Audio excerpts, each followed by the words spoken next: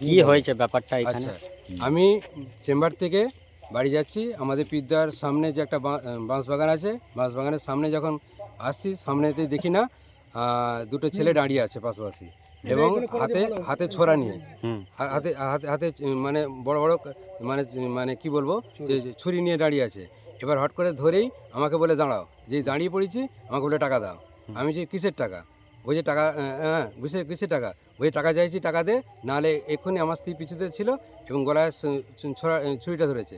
বলছে তুমি যদি না টাকা দাও তোমার এক্ষুনি গলায় ছুরি চালিয়ে দেবো বলে, এবং টেনে হাত ধরে টেনে নামিয়ে নিয়ে, এবং তখন একজন চলে আসছে আর একজন আমার সে টাকা চাইছে।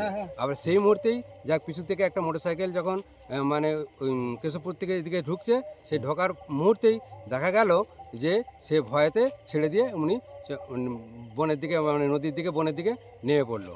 এবং তার কিছুক্ষণ পরেই আমি পাশে গিয়ে হাইতপাড়া মোড়টায় গিয়ে, এবং ওকে আমাদের কেশবপুরের সবাইকে ফোন করলো, রঞ্জন সবাইকে, আমাদের মেম্বার দিকে এবং সাবিদাকে, আরে ওরা ফোন করতে ওরা ছুটে আসলো, কিন্তু ছুটে আসে সবাই মিলে চেষ্টা করে দেখা গেল, কিন্তু তাকে খুঁজে পাওয়া যাচ্ছিল না, এখন বলতে। ওদের হাতে কি ছিল?